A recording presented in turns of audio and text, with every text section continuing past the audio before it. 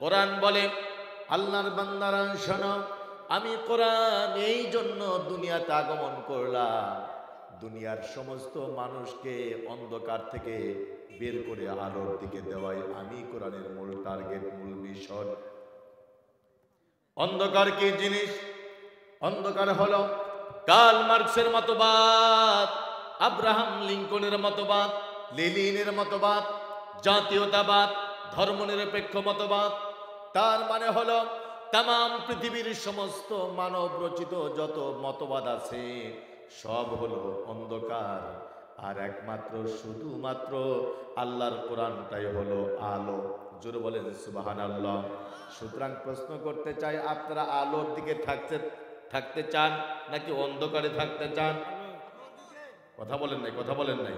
আলোর দিকে থাকতে চান নাকি অন্ধকারে থাকতে চান? আলোর দিকে মানে কোরআনের দিকে যদি থাকতে পারেন, আল্লাহ রাব্বুল আলামিন কোরআন দিয়ে ডাকতে বলে, ফামান তাবিআ হুদায়া ফালা খাউফুন আলাইহিম ওয়ালা হুম ইয়াহজানুন। আল্লাহ রাব্বুল আলামিন ডাকতে বলে, বান্দারে শোনো, আমি কোরআনকে তোমরা যদি মানতে পারো, গ্রহণ করতে পারো, আমল করতে পারো, বান্দারে তোমার কোনো চিন্তা নাই, তোমার কোনো টেনশন নাই, তোমার কোনো ভয় নাই। আমি আল্লাহ পাক তোমাকে হেদায়েত দান করব, আর তোমার জীবনের সমস্ত গুনাহগুলি আমি আল্লাহ পাক মাফ করে দেব, আর ওই জান্নাতুল ফেরদাউস আমি আল্লাহ রাব্বুল আলামিন তোমাকে দান করে দেব। জোরে বলেন সুবহানাল্লাহ। আপনাকে জান্নাত পেতে চাই, বোঝেন না, কথা বোঝেন না নাকি? ভাইরা নিয়ত করে আইছেন যে বক্তা যতই বলুক, যতই প্রশ্ন করুক, আর যাই বলুক কিছুই বলবো না, এরকম নিয়ত আছে নাকি? কথা বলেন না কেন আমার সঙ্গে? একটু জিজ্ঞাসা করবো, আপনারা বুঝলেন কি না বুঝলেন বুঝতে হবে না? আপনারা জান্নাত কি পেতে চান? এখন অনেকেই বলেন না, তার মানে কি তাদের মধ্যে আছে, ওই সন্দেহ আছে, যায় কি না যায়। এরকম সন্দেহ করাও কবিরা গুনাহ। কি করা? এরকম সন্দেহ করা যাবে? আমরা যেতে চাই কোথায়? জান্নাত। আল্লাহ রাব্বুল আলামিন কোরআন দিয়ে ডাকতে বলে, বান্দারে ওয়ামান আহসানু কাওলাম মিম্মান দাআ ইলাল্লাহি ওয়া আমিলা সালিহান ওয়া ক্বালা ইন্নানি মিনাল মুসলিমিন। তার কথার চাইতে কার কথা উত্তম হতে পারে? যে ব্যক্তি বলে come back to Allah, come back to Islam, come back to মুহাম্মাদুর রাসূলুল্লাহ সাল্লাল্লাহু আলাইহি ওয়াসাল্লাম। এই ব্যক্তির কথার চাইতে দুনিয়ার কারো কথা উত্তম হতে পারে না। কথা বল ঠিক কিনা?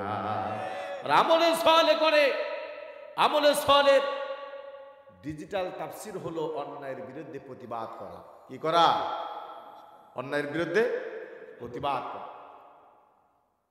দীর্ঘ 16 বছর এই জালেমদের বিরুদ্ধে কোন অন্যায়ের বিরুদ্ধে প্রতিবাদ করতে পারি নাই, অবিচারের বিরুদ্ধে কোনো প্রতিবাদ করতে পারি নাই, জুলুমের বিরুদ্ধে কোনো প্রতিবাদ করতে পারি নাই। আজকে বাংলাদেশের মানুষগুলি সিদ্ধান্ত গ্রহণ করেছে, যেই জায়গায় অন্যায় হবে, যেই জায়গায় অবিচার হবে, জুলুম হবে, তৌহিদি মুসলমানরা সেই অন্যায়ের বিরুদ্ধে প্রতিরোধ করে তুলবে। কথা বলেন ঠিক কিনা?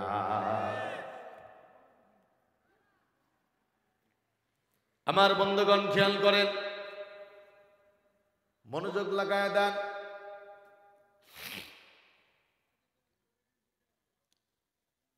এরপরে বলে, আমি একজন মুসলমান, সামনে যারা বসে আছেন তাদের কাছে একটা প্রশ্ন করতে চাই।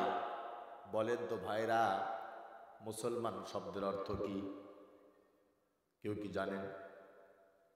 আত্মসমর্পণ করা, মাথা নত করা, সারেন্ডার করা।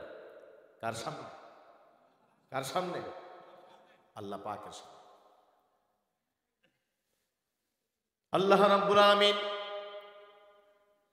হযরত ইব্রাহিম আলাইহিস সালামকে ডাক দিয়ে বললেন, আসলিম, আত্মসমর্পণ করো, মাথা নত করো, সারেন্ডার করো। হযরত ইব্রাহিম আলাইহিস সালাম একবারের জন্য চিন্তা করলেন না, কার সামনে মাথা নত করব, কিভাবে করব, না করলে কি হবে, করলে কি হবে, একবারের জন্য চিন্তা করলেন না, টেনশন করলেন না। সঙ্গে সঙ্গে হযরত ইব্রাহিম আলাইহিস সালাম সঙ্গে সঙ্গে ঘোষণা করলেন, আসলামতু লিরাব্বিল আলামিন। আত্মসমর্পণ করলাম, মাথা নত করলাম, সারেন্ডার করলাম সেই মহান আল্লাহ রাব্বুল আলামিনের দরবারে, যিনি তামাম পৃথিবীর জমিনের মালিক। জোরে বলেন সুবহানাল্লাহ। বলেন তো তামাম পৃথিবীর জমিনের মালিক কে? একসাথে বলতে হবে, তামাম পৃথিবীর জমিনের মালিক কে? আল্লাহ পাক। সে আল্লাহ রাব্বুল আলামিন যখন কুরআন নাযিল করলেন, যারা জানেন আমার সঙ্গে তেলাওয়াত করবেন, ইকরা বিসমি রাব্বিকাল্লাযী খলাক। পড়ো তোমার প্রভুর নামে, যিনি তোমাকে সৃষ্টি করেছেন। সর্বপ্রথম আবু লাহাব এত বড় একটা পাথর খণ্ড নিয়া আল্লাহ নবীর দিকে নিক্ষেপ করে বললেন, মুহাম্মদ তুমি ধ্বংস হয়ে যাও। আমার নবীজি চোখ দিয়ে দরদর করে পানি ছাড়লেন, কান্না শুরু করলেন। আল্লাহ পাক নবীকে ডাকদা বললেন, ইয়া রাসূলুল্লাহ, ইয়া হাবিবাল্লাহ, মনটা খারাপ করবেন না, চিন্তা করবেন না, টেনশন করবেন না। ওয়ারাফা'না লাকা যিকরাক। জোরে বলি আল্লাহু আকবার। আরো জোরে বলি আল্লাহু আকবার। আল্লাহ পাক ডাকদা বলে, ও নবী শোনো, আমি তোমার নামটা সম্মানের সাথে, ইজ্জতের সাথে তাম পৃথিবীর জমিনের মধ্যে আমি আল্লাহ রাব্বুল আলামিন প্রচার করে দিব। জোরে বলেন সুবহানাল্লাহ। একটি প্রশ্ন করতে চাই, বলেন তো সম্মান দেওয়ার মালিক কে? একসাথে বলতে হবে, সম্মান দেওয়ার মালিক কে? ইজ্জত দেওয়ার মালিক কে? ক্ষমতা দেওয়ার মালিক কে? কুলিল্লাহুম্মা মালিকাল মুলকি তুতিল মুলকা মান তাশাউ ওয়া তানজিউল মুলকা মিম্মান তাশাউ ওয়া তুইজ্জু মান তাশাউ ওয়া তুযিল্লু মান তাশাউ বিয়াদিকাল খায়র ইন্নাকা আলা কুল্লি শাইইন কদির। জোরে বলতে আল্লাহু আকবার।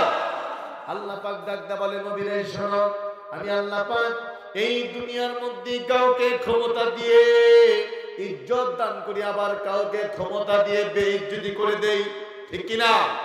কারণ হলো, যেই জালেমরা দীর্ঘ 16 বছর ক্ষমতার মসনদে ছিল, সময়ের ব্যবধানে তাদের অবস্থা আল্লাহ পাক এমন করলেন, আমার বাড়ির কুকুর বিড়ালের যেই সম্মান আছে, এই জালেমদের সেই সম্মান নাই করা, ঠিক কিনা?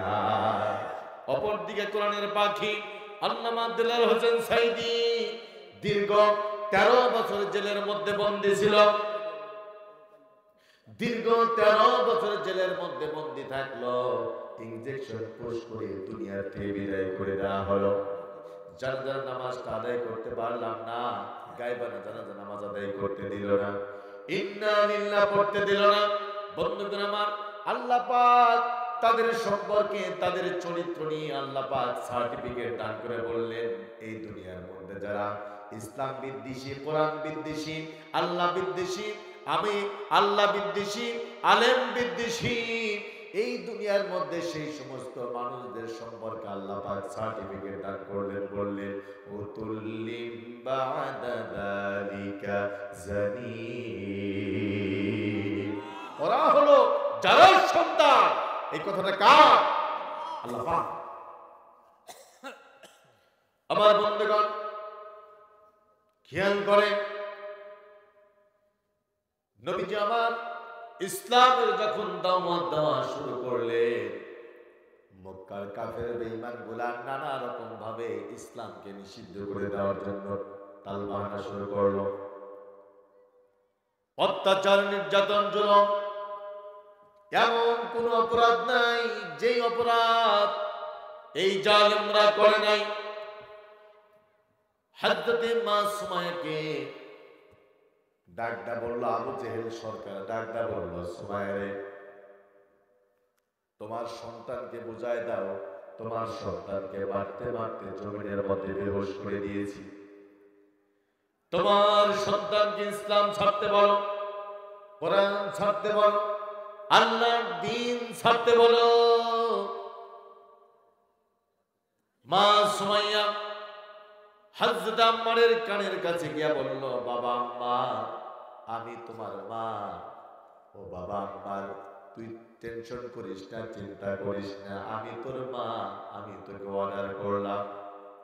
বাবা আম্মার রেশন, তোর জীবনে এক বিন্দু পরিমাণ রক্ত থাকতে, এক বিন্দু পরিমাণ নিঃশ্বাস থাকতে ইসলাম ছাড়তে পারবি না, কোরআন ছাড়তে পারবি না, আল্লাহর দ্বীন ছাড়তে পারবি না। 2024 সালে বাংলাদেশের মা সুমাইয়ারা তার সন্তানকে ডাকদা বলল, যুবক সন্তানকে ডাকদা বলল, ও আমার যুবক সন্তান, শোন, রাজপথে চলে যা। যারা ইসলামের দুশমন, কোরআনের দুশমন, হক্কানি আলেমদের দুশমন, এই জালেমরা বিদায় না নেওয়া পর্যন্ত হয়তো জীবন দিবি, রক্ত দিবি, শহীদ হবে, রাজপথ ছাড়তে পারবি না।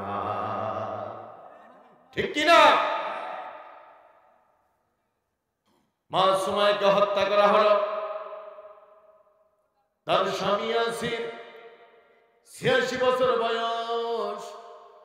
এই ইয়াসিরকে ডাকদা বলল, ইয়াসির রে, তোর স্ত্রীকে হত্যা করে দেওয়া হয়েছে, তোরেও হত্যা করা হবে যদি ইসলাম না ছাড়িস। হযরত ইয়াসির ডাকদা বলল, আবু জেহেল রে, শোন, আমার স্ত্রীকে হত্যা করেছিস, আমার সন্তানকেও হত্যা করবি, আমাকেও যদি হত্যা করস, আমার জীবনে এক বিন্দু পরিমাণ রক্ত থাকতে, এক বিন্দু পরিমাণ নিঃশ্বাস থাকা পর্যন্ত ইসলাম ছাড়তে পারবো না, কোরআন ছাড়তে পারবো না, আল্লাহর দ্বীন ছাড়তে পারবো না। ইতিহাস সাক্ষ্য দিয়ে দেয়, হযরত ইয়াসিরের দুইটা পায়ের মধ্যে দুইটা রশি বেঁধে দেওয়া হলো। দুইটা রশি দুইটা তেজিয়ান ঘোড়ার সঙ্গে লাগায় দেওয়া হলো। দুইটা ঘোড়া দুই দিকে যখন হাঁকায় দেওয়া হলো, হযরত ইয়াসির 86 বছর বয়স, দুই পায়ের মধ্য দিয়ে চিনতে শুরু হয়ে গেল। একবারের জন্য বলে না, আবু জেহেল রে, আমারে মাফ করে দে, ইসলাম ছাড়বো, কোরআন ছাড়বো, আল্লাহর দ্বীন ছাড়বো, আমারে মাফ করে দে। একবারের জন্য তিনি এই আত্মসমর্পণ করলেন না। রক্তে রঞ্জিত হয়ে গেল গোটা দেহ, রক্ত দিয়ে রাস্তা ভিজে গেল, বুক পর্যন্ত ছিঁড়তে শুরু হয়ে গেল। বুকের মধ্যে আল্লাহ আল্লাহ জপতেছে, আর জবান দিয়ে জপতেছে, লা ইলাহা ইল্লাল্লাহ মুহাম্মাদুর রাসূলুল্লাহ। মিশরের সাইয়্যিদ কুতুব জালেম সরকার জামান নাসের জেলের মধ্যে বন্দী করলো। কি অপরাধ ছিল? ওয়ামা নাকামু মিনহুম ইল্লা আইয়ুমিনু বিল্লাহিল আজিজিল হামিদ। জোরে বলি আল্লাহু আকবার। তাদের কোনো অপরাধ নাই, কোন সন্ত্রাস ছিল না, ডাকাত ছিল না, চোর ছিল না, বদমাইশ ছিল না। তাদের একমাত্র শুধুমাত্র অপরাধ ছিল আল্লাহর দ্বীনকে গ্রহণ করা, আল্লাহর ঈমান গ্রহণ করা। বিগত সময় বাংলার জমিনে চোর, ডাকাত, বদমাইশরা জামাইয়ের মতো ঘোরাফেরা করেছে, আর হক্কানি আলেমদেরকে ক্রস ফায়ার দিয়ে দুনিয়া থেকে বিদায় করে দেওয়া হয়েছে। কথা কোন ঠিক কিনা? বন্ধুগণ আমার, জেলের মধ্যে পাগলা কুকুরগুলি পাঠায় দেওয়া হলো। এবার কর্মীদেরকে ডাকতে বলল, আমার কর্মীরা যাও সাইয়েদ কুতুবকে কেমন করে হত্যা করে একটু দেখে আসো। আল্লাহর বান্দারা জেলখানার রুমের মধ্যে প্রবেশ করলো। জেলখানার রুমের মধ্যে প্রবেশ করে তাকায়া তাকায়া দেখতে পেল পাগলা কুকুরগুলি দাঁড়িয়ে দাঁড়িয়ে পাহারা দেয়, আর আল্লাহর বান্দা সাইয়েদ কুতুব আল্লাহর দরবারে সেজদায় যায়। ইরানের খমিনি তখনও দমেনি। আমেরিকা বলেছিল, ও খমিনি শোনো, ইসলাম ছাড়বা কিনা বলো, কোরআন ছাড়বা কিনা বলো, আল্লাহর দ্বীন ছাড়বা কিনা বলো। হযরত খমিনি ডাকদা বলছিল, ও আল্লাহর বান্দারা, ও আল্লাহর বান্দারা, কোরআন ছাড়বো না, ইসলাম ছাড়বো না, আল্লাহর দ্বীন ছাড়বো না। আমেরিকা ডাকদা বলল, খাবার দাবার বন্ধ করে দেব, ঔষধপত্র বন্ধ করে দেব। হযরত খমিনি ডাকদা বলল, ওগো আমেরিকার সাদা কুত্তারা, কাদেরকে খাবার দিবে না ভয় দেখাস? আমরা তো সেই মুসলমান। এই মুসলমান এমনিতে একটা মাস আমরা রোজা রাখি।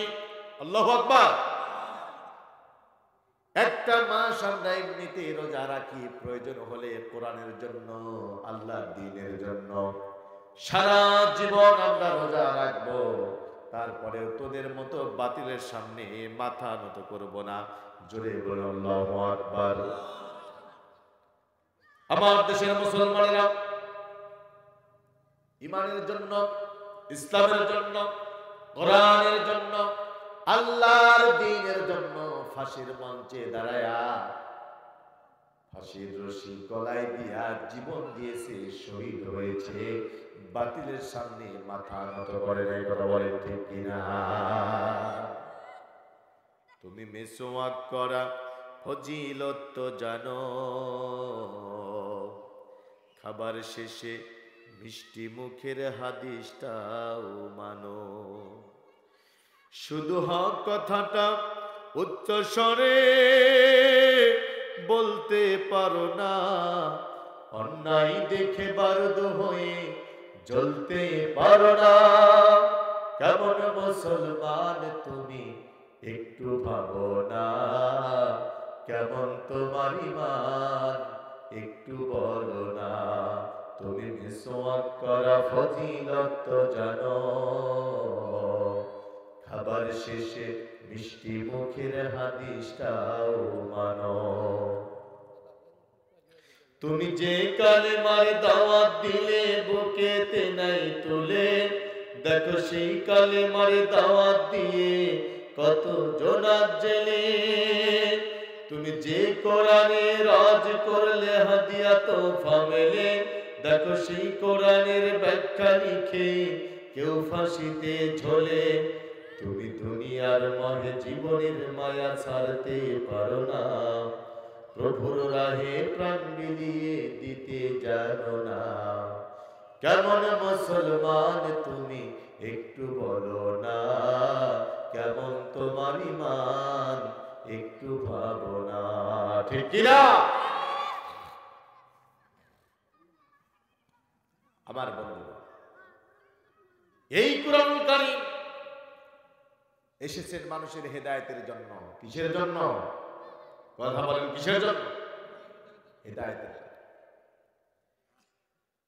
কোরআন ডাকতে বলে, وَإِذْ يَمْكُرُ بِكَ الَّذِينَ كَفَرُوا لِيُثْبِتُوكَ أَوْ يَقْتُلُوكَ أَوْ يُخْرِجُوكَ وَيَمْكُرُونَ وَيَمْكُرُ اللَّهُ وَاللَّهُ خَيْرُ الْمَاكِرِينَ।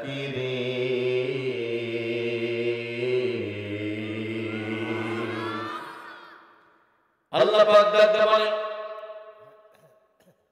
দুনিয়ার কাফির বেঈমানগুলা, এই আয়াতটা নাযিল হয়েছে আবু জেহেল, উতবা, শাইবা, মুগীরা আবু সুফিয়ান, বড় বড় কাফের লিডারদের জন্য এই আয়াতটা নাযিল হয়েছে। আবু জেহেল সরকার ইসলামকে নিষিদ্ধ করে দেওয়ার জন্য, কোরআনকে নিষিদ্ধ করে দেওয়ার জন্য দারুন নদওয়ার বৈঠকের আয়োজন করলো। কিসের বৈঠক? দারুন নদওয়ার বৈঠক। কিসের বৈঠক? দারুন নদওয়ার বৈঠক। এই নদওয়ার বৈঠকে রুমের মধ্যে একজন প্রবীণ মুরব্বী প্রবেশ করলো, যার চুলগুলি পাকা ছিল, ভ্রুগুলি পাকা ছিল, কেউ তারে চিনতে পারে না। আবু জেহেল লাগদা বলল, মুরব্বীর বেটা আপনি কে? এই মুরব্বী লাগদা বলল, আমারে তোমরা চিনতে পারবা না, আমার বাড়ি হলো নজদ এলাকায়, তোমরা আমাকে চিনতে পারবা না। তবে তোমরা যে উত্তম কাজের জন্য এই বৈঠকের আয়োজন করেছো, এই বৈঠকের মধ্যে আমি তোমাদেরকে সুন্দর করে কিছু পরামর্শ প্রদান করতে পারবো। আজকে শুনতেছেন নাকি ঘুমাইতেছেন? ঘুমাইবেন না কে? আমি তো বলতেছি ঘুমাইতেছেন। কারণ কি? আবু জেহেল সরকার ইসলামকে নিষিদ্ধ করে দেওয়ার জন্য বৈঠকের আয়োজন করছে, আর সেই বৈঠকের কথা শুনে আপনারা বলতেছেন সুবহানাল্লাহ। তাহলে কি ঘুমাইতেছেন নাকি এই জায়গায় আছেন? আপনি বলেন। হ্যাঁ, বোঝেন নাই? মানে এই মুরব্বী ছিলেন শয়তান। এই মুরব্বী কে? শয়তান। আর ওরা যে কাজ করতেছে, এই কাজের পরামর্শ দিবে এই শয়তান। কথা কি বুঝছেন? হ্যাঁ। তাহলে কোথায় সুবহানাল্লাহ, কোথায় আলহামদুলিল্লাহ একটু চিন্তা ভাবনা করে বলতে হবে, ঠিক কিনা? আমরা একটু মনোযোগ দিই।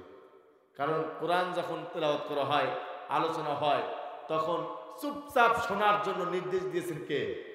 আল্লাহ পাক। যে তোমরা কিং কর্তব্য বিমূঢ়, এদিক ওদিক তাকানো যাবে না, মনটা এদিক ওদিক দেওয়া যাবে না, সরাসরি আর বক্তার মুখের দিকে তাকায় তাকায় কথাগুলি শুনতে হবে। এই বৈঠকের মধ্যে একজন পরামর্শ দিল, ইসলামকে যদি নিষিদ্ধ করতে চাও, কোরআনকে যদি নিষিদ্ধ করতে চাও, মুহাম্মদকে জেলের মধ্যে বন্দী করে দাও। শয়তান ডাকটা বলল, না না, মুহাম্মদকে জেলের মধ্যে বন্দী করা যাবে না। কারণ হলো তার কিছু ভক্তবিন্দু আছে, তারা বের করে আনবে। একজন পরামর্শ দিল, তাইলে মুহাম্মদকে কি করা যায়? মুহাম্মদকে এই দেশ থেকে বের করে দিয়ে অন্য দেশে পাঠায় দাও, পাকিস্তানে পাঠায় দাও, দিল্লিতে পাঠায় দাও। শয়তান ডাকটা বলল, না, এটাও চলবে না। কারণ কি? এই শয়তান ডাকটা বলল, ওগো আল্লাহর বান্দারা, তোমরা কি মুহাম্মাদের চেহারা দেখো নাই? তার কথা শোনো নাই? কি সুন্দর কথা, কি সুন্দর অমায়িক চেহারা। তার চেহারা সম্পর্কে আবু বকর সিদ্দিক রাদিয়াল্লাহু তাআলা আনহু ডাকটা বললেন, একদিন রাতের বেলায় হযরত আবু বকর একবার চাঁদের দিকে তাকায়, একবার নবীর চেহারার দিকে তাকায়। আমার বন্ধুগণ, নবীজি হযরত আবু বকরকে ডাকটা বলে, ও আবু বকর, তুমি আমার চেহারার দিকে একবার তাকাও, আকাশের চাঁদের দিকে একবার তাকাও, কিছুই তো বুঝতে পারি না। হযরত আবু বকর ডাকটা বলল, ইয়া রাসূলুল্লাহ, ইয়া হাবিবাল্লাহ, চাঁদের দিকে একবার তাকায়, আপনার চেহারার দিকে একবার তাকায়। চাঁদের মধ্যে কালিমা আছে, কিন্তু আপনার চেহারার মধ্যে কোনো কালিমা নাই। হযরত আয়েশা রাদিয়াল্লাহু তাআলা আনহা ডাকটা বলে, ওগো আল্লাহর বান্দারা, শোনো, মিশরের মেয়েরা ইউসুফ আলাইহিস সালামের চেহারা দেখে তাদের আঙ্গুলগুলি কেটে ফেলে দিত। ওই মেয়েরা যদি আমার নবীকে দেখতে পেত, আঙ্গুল কেন কাটতে কাটতে কলিজা কেটে ফেলতো, কিন্তু টেরও পেত না।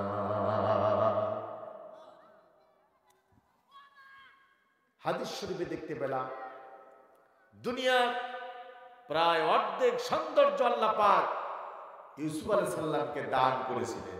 সুবহানাল্লাহ বললেন না? আর আমার নবীর সৌন্দর্য ইউসুফ আলাইহিস সালামের চাইতে 100 গুণ বেশি সৌন্দর্য। কি পরিমাণ সুন্দর!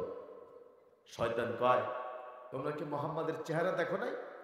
অন্য দেশে পাঠায় দিতে চাও, ওই দেশের মানুষগুলি মুহাম্মাদের চেহারা দেখে দলে দলে ইসলাম গ্রহণ করবে। আল্লাহু আকবার। আর তার যে বক্তব্য, তার যে কোরআন তেলাওয়াত, তার কোরআন তেলাওয়াত শুনে মানুষগুলি বিমোহিত হয়ে ঈমান আনবে, দলবল ভারী করে তোমাদের উপর আক্রমণ করে তোমাদেরকে দেশ ছাড়া করবে। জোরে করে আল্লাহু আকবার। নবীজির কোরআন তেলাওয়াত আবু জেহেল, আবু লাহাব, সাইবা, মুগিরা এরা গোপনে গোপনে আল্লাহ নবীর কণ্ঠে কোরআন তেলাওয়াত শুনছে। সুবহানাল্লাহ। উতবা ইবনে রবিয়া, আবু জেহেল, আবু লাহাব, সাইবা, মুগিরা কাফির বেঈমানদেরকে ডাক দেয়া বলল, ওগো নেতৃবৃন্দ শোনো, ওই যে মুহাম্মদ কাবার চত্বরে বসে আছে, তোমরা যদি অনুমতি দাও মুহাম্মদকে আজকে কয়েকটা প্রস্তাব দিয়ে দেব।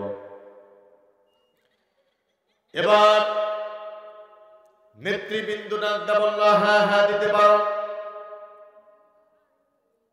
উতবা বিন রবিয়া নবীজির সামনে গিয়া বসে পড়ল।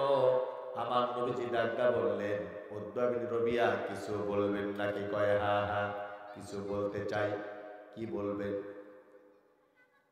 উতবা বিন রবিয়া ডাক দেয়া বলল, মুহাম্মদ রে শোনো, তুমি যেই কথাগুলি বলো, এই কথাগুলির দ্বারা সমাজের মধ্যে ভাঙ্গন সৃষ্টি হয়ে যায়, স্বামীতে স্ত্রীতে গন্ডগোল বেঁধে যায়, স্ত্রী তার স্বামীর কথা শুনতে চায় না, ভাই তার ভাইয়ের কথা শুনতে চায় না, মা তার সন্তানের কথা শুনতে চায় না, সন্তান তার মায়ের কথা শুনতে চায় না, বাবা তার সন্তানের কথা শুনতে চায় না, সন্তান তার বাবার কথা শুনতে চায় না। মুহাম্মদ এই কথাগুলি তোমাকে বন্ধ করে দিতে হবে। ও মুহাম্মদ, যদি তুমি সম্পদ চাও তাইলে সেই কথা বলতে পারো, এত পরিমাণ সম্পদ আমরা তোমাকে দিয়ে দেব, যার দ্বারা গোটা দুনিয়ার মধ্যে তুমি 1 নাম্বার ধনী হয়ে যাইবা। দ্বিতীয় নাম্বার হলো, যদি তুমি রাষ্ট্রপ্রধান হতে চাও, প্রধানমন্ত্রী হতে চাও, বড় লিডার হতে চাও, নেতা হতে চাও, বানায় দেব। আর যদি তুমি কোন সুন্দরী, সুরসী, সুনয়না, সুদর্শনা কোন সুন্দর নারীকে বিয়ে করতে চাও, সেটাও বলতে পারো। আরব ভূখণ্ডের মধ্যে সর্বোচ্চ সুন্দর মেয়েকে তোমার সঙ্গে বিয়ে দিয়ে দিব। আমার বন্ধুগণ খেয়াল করে, একটু মনোযোগ লাগায় দেন। এরপরে বলা হলো, আর যদি তোমার মাথার মধ্যে যদি কোনো দুষ্ট জিন আচরণ করে থাকে, সেটাও বলতে পারো। তাইলে গোটা আরব ভূখণ্ড থেকে সর্বোচ্চ বড় বড় ডাক্তার এনে তোমার চিকিৎসা করবো, 1 টাকার দরকার নাই। আমার নবীজি কিছুই বললেন না, ব্যক্তিগত কোনো কথা বললেন না। উতবা বিন রবিয়াকে ডাক দেয়া বললেন, চাচা রে, আপনার কথা শেষ? করে হ্যাঁ হ্যাঁ কথা শেষ। আমার নবীজি ব্যক্তিগত কোনো কথা বললেন না। সূরা হামিম সিজদা তেলাওয়াত করা শুরু করলেন। ইতিহাস সাক্ষ্য দিয়ে দেয়, উতবা বিন রবিয়া আল্লাহর নবীর চেহারার দিকে চাতক পাখির মতো তাকায় তাকায় নবীর কণ্ঠে কোরআন শুনে। আল্লাহু আকবার। যত শুনে ততই মজা পায়, যত শুনে ততই আনন্দ পায়, তৃপ্তি পায়। এরপরে আল্লাহর নবী সিজদায় তেলাওয়াত করলেন, সিজদা করলেন। উতবা বিন রবিয়াকে ডাক দেয়া বললেন, উতবা বিন রবিয়া শোনেন, আপনি আমাদের টাকা দিতে চান, ক্ষমতা দিতে চান, সুন্দরী নারী বিয়ে দিতে চান, এগুলি দিলেও দিতে পারবেন, যেই জিনিসটা দিতে পারবেন না এক হাতের মধ্যে যদি সূর্য এনে দেন, আর একটা হাতের মধ্যে যদি চন্দ্রটা এনে দেন, তারপরে আল্লাহ রাব্বুল আলামিন যেই দায়িত্ব কর্তব্য দিয়ে এই দুনিয়ার মধ্যে আমাকে প্রেরণ করলেন, সেই দায়িত্ব কর্তব্য থেকে এক চুল পরিমাণ কেউ দূরে রাখতে পারবে না। উতবা বিন রবিয়া চলে গেল, নেতৃবৃন্দকে ডাক দেওয়া হলো, ওগো নেতৃবৃন্দু শোনো, মুহাম্মাদের কণ্ঠে যেই কথাগুলি আজকে শুনে আসলাম, লাত মানাত উজ্জা হবল, আল্লাহ নামের কসম করে বললাম, এই বাণী এই কথাগুলি তামাম পৃথিবীর মধ্যে একদিন একদিন বিজয় লাভ করবে। আল্লাহু আকবার বললেন না? এই কথাগুলি অ্যানালাইসিস করে শয়তান ডাকদা বলল, ওগো নেতৃবৃন্দু, যদি মুহাম্মাদকে দেশ থেকে বের করে দাও, তাহলে অন্য দেশের মানুষেরা মুহাম্মাদের চেহারা আর তার বক্তব্য শুনে ভক্ত হয়ে দলে দলে ইসলাম গ্রহণ করে দল বল ভারী করে তোমাদের উপর আক্রমণ করে তোমাদেরকে দেশ ছাড়া করবে। জোরে করে আল্লাহু আকবার। আবু জেহেল কয়, আমার মাথার মধ্যে একটা বুদ্ধি আসলো। কি আসলো? বুদ্ধি আসলো। কি বুদ্ধি?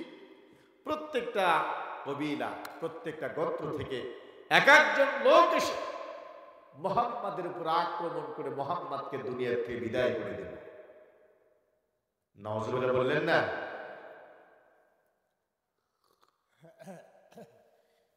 তাদের চক্রান্তের কথা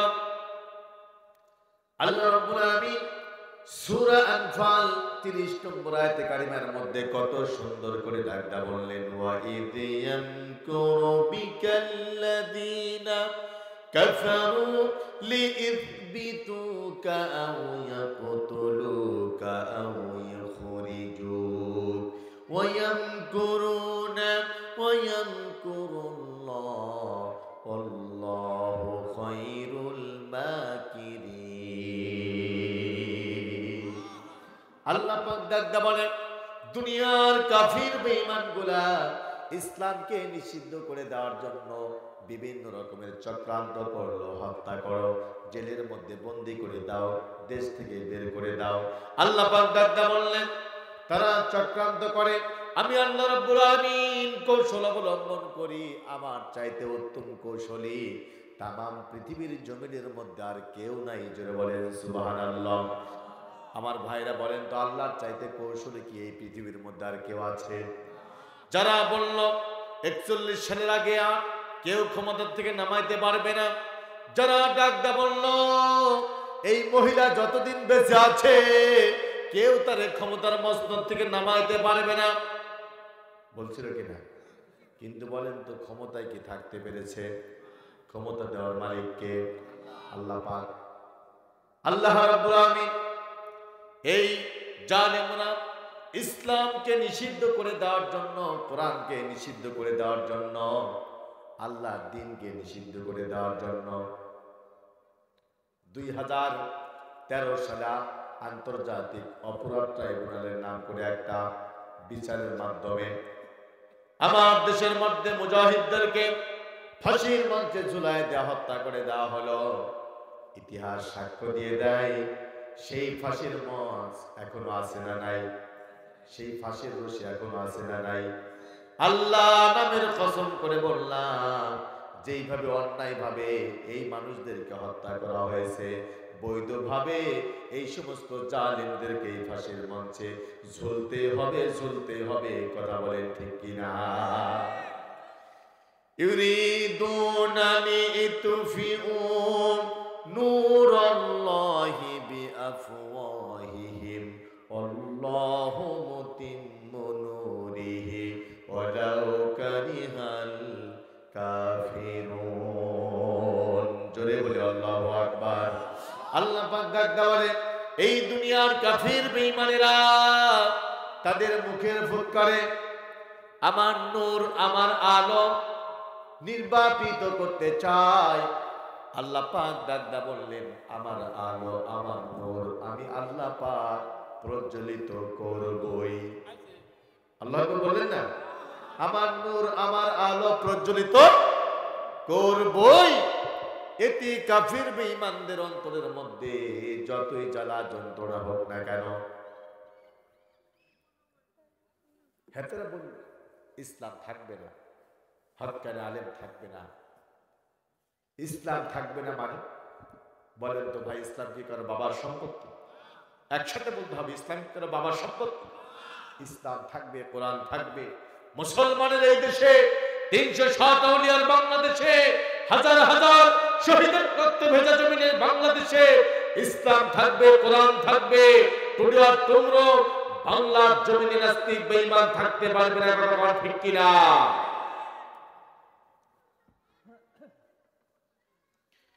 আমার ভাইরা খেয়াল করেন, আল্লাহ রাব্বুল আলামিন ডাক দা বললেন লিইউহিক্কাল হাক্কা ওয়া ইবতিলাল বাতিলা ওয়ালাউ কারিহাল মুজরিমুন। আমার ভাইরা খেয়াল করেন, আল্লাহ পাক ডাক দা বললেন, ওগোল আমার বান্দারা শোনো, এই দুনিয়ার মধ্যে আমার নির্দেশ, আমার ফরমান, আমার আদেশ আর বাতিলকে বাতিল হিসেবে গোটা জাতির সামনে আমি আল্লাহ পাক প্রমাণ করব। এতে কাফের বেঈমানদের অন্তরের মধ্যে যতই জ্বালা যন্ত্রণা হোক না কেন, আল্লাহু আকবার। তার মানে এই জালেমরা বিদায় নেওয়ার পরে, এই দেশ থেকে পালিয়ে যাওয়ার পর তাদের সমস্ত অপরাধ জাতির সামনে প্রকাশ করে দেওয়ার পরেও, প্রকাশ হওয়ার পরেও যেই নামাজি এখনো পর্যন্ত এই জালেমদেরকে মহব্বত করা বাদ দিতে পারে নাই, আমি মনে করি তার চাইতে ভণ্ড নামাজি এই বাংলার জমিনে কেউ নাই। কথা কোন ঠিক কিনা?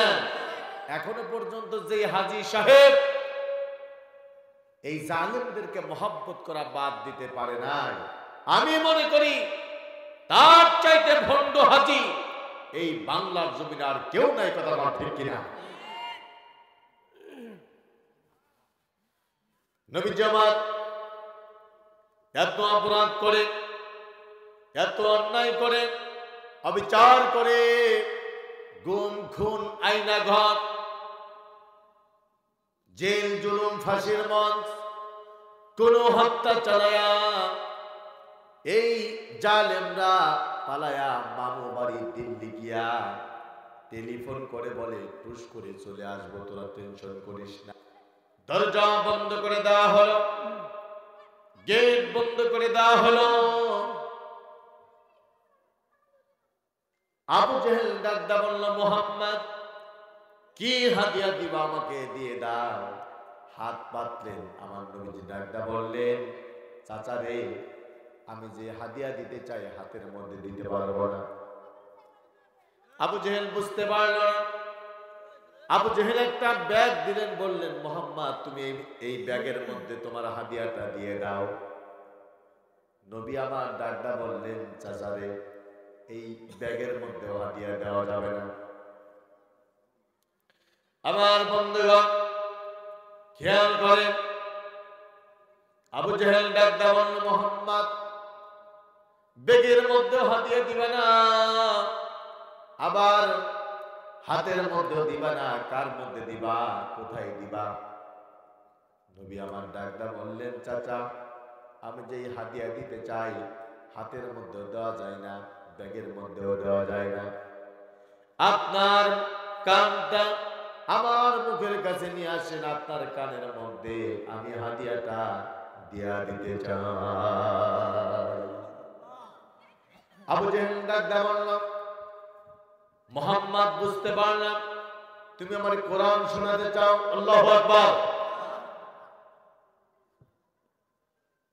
আমার নবীজি ডাকদা বললেন, চাচা রে, আপনি ঠিকই ধরেছেন, আমি আপনাকে কোরআন শোনাতে চাই।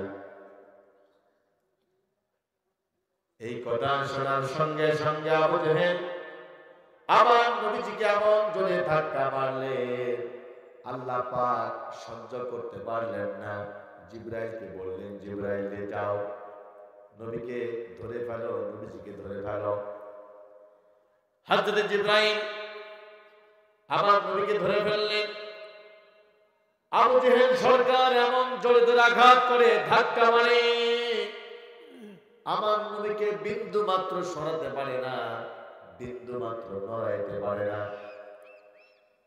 আবু জেহেল ডাকটা বলে, ও মুহাম্মদ, তোমার আমি এত জোরে জোরে আঘাত করে এত জোরে জোরে ধাক্কা মারি, তুমি তো নড়ো না, তুমি তো সরো না, বিন্দু মাত্র একটু সরেও যাও না, ঘটনা কি?